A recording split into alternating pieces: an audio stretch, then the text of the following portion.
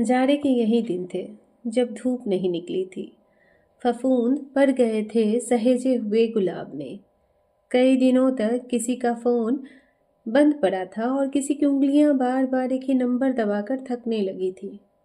किसी की शुष्क होती संवेदना जाड़े की इन रातों को और ज्यादा सता रही थी। उसने आसमान की तरफ देखा। अमूमन हर रोज की तरह तारों की पीली तलछट में झिलमिलाता चांद आज उदास था। एक अदृश्य सन्नाटा था जो रूई के फाहे की तरह उड़ता हुआ कमरे में दाखिल हो गया।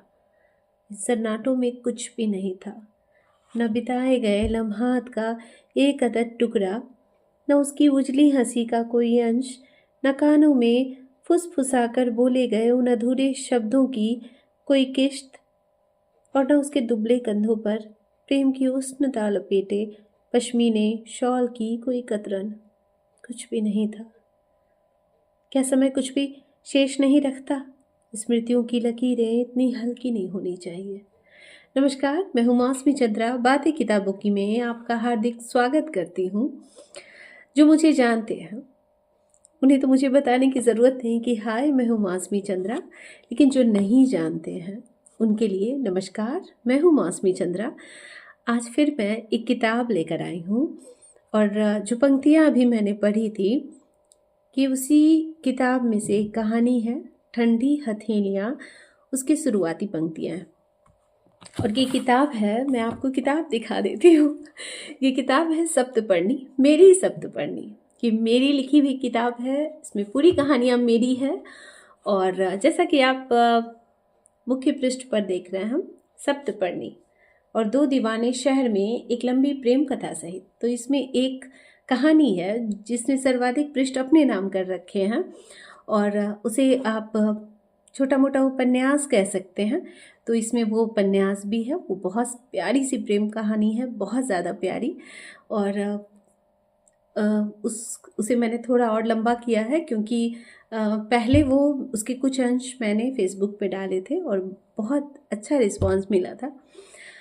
और साथ में उसके अलावा बहुत सारी ऐसी कहानियां हैं जो कि अलग अलग मतलब उसमें अलग अलग विषयों पे ली गई है। जैसे आप ये समझ सकते हैं कि मैं बागीचे में गई और मैंने हर जगह से एक एक एक एक फूल तोड़ा है और तोड़ कर उन्हें इकट्ठा किया है और सप्तपर्णी में डाल दिया है।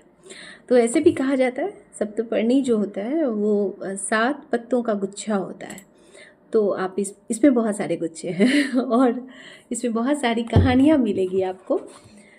तो इसमें कुछ बोल्ड कहानियाँ हैं, सामाजिक कहानियाँ हैं, प्रश्न पूछती कहानियाँ हैं और प्रेम कहानियाँ हैं, जाहिर और बंजारन है, बहुत प्यारी सी लव स्टोरी तो रहेगी ही क्योंकि मैं सबसे ज़्यादा वही लिखती हूँ। और इस किताब में मैं बस यही जानती हूँ कि शुभदा से प्रकाशित हुई है ये मेरी नव प्रकाशित किताब और इसका मूल्य है 250 रुपये। और मैं हमेशा दूसरों की किताबों की रिव्यू करती हूँ, उन्हें दिखाती हूँ आप लोगों के पास लाकर, पर आज मेरे समझ में नहीं आ रहा है मैं इसके बारे में क्या बोलूँ।